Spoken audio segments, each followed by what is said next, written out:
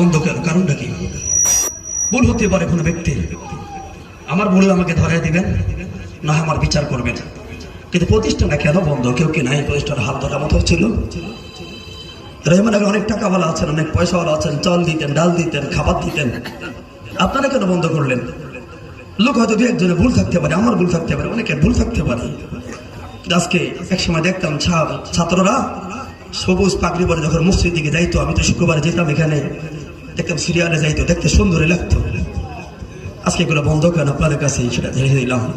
আজকের এই কনফারেন্স থেকে, আজকের এই আব্দুল কাদের জিলানী এবং বাগদাদি মুর্শিদ কেবলার কনফারেন্স থেকে আমরা কি ওয়াদা করতে পারি না যে এই কনফারেন্সের ফলস্বরূপ আবার সেই সুন্নিয়তের মাদ্রাসাটা জাগবে?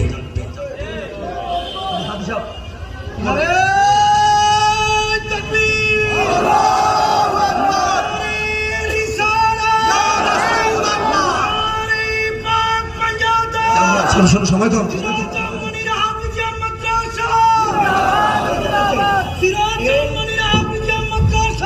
এই দুই তিনটা শাড়ির চেয়ার তো আমার ছাত্ররাই বসে থাকবে।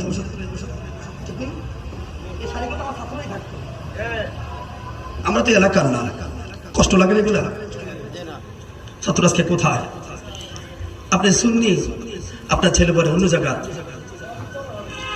কারো নাম বলবেন না প্লিজ। আমরা সবাইকে শ্রদ্ধা করি, ভুল বুঝে সংসদ হওয়াই মানুষের দায়িত্ব। কথা বলো ঠিক না বেঠে? তাহলে আমরা কি আবার উদ্যোগ নিতে পারি না? আবার উদ্যোগ নেওয়া লাগবে যে আজকের কনফারেন্স আমাদের এটাই শিখায়। আজকের কনফারেন্স আবার জুনিয়র সিদ্দিকের আসা লাগবে না, কেউ আসা লাগবে না, আমার ছাত্র এখানে প্রবেশের কথা বলবে। কথা বলে ঠিক না বেঠে? আগামীতে যদি উনি আল্লাহর পক্ষে, শাহপুরের পক্ষে এলাকায় ছাত্র বানাইতে হয়, এরাই সুন্নাতের পক্ষে কথা বলবে, দূর থেকে বক্তা লাগবে না। কথা বলে ঠিক না বেঠে? এলাকার ব্যবসায়ী যারা আছেন, সমাজসেবী যারা আছেন, এলাকার কর্মকার যারা আছেন, রহিমানগর সিরাজুল সুন্নি হাফিজ মাদ্রাসা আবাদ জানবে, ওরা যেন এই রহিমানগরের ঘাঁটি অন্যদের ঘাঁটি বলতে না পারে। রহিমানগরের ঘাঁটি, শাহপুরের ঘাঁটি, রহিমানগরের ঘাঁটি, সুন্নিয়তের ঘাঁটি। কথা বলুন ঠিক না বেঠে?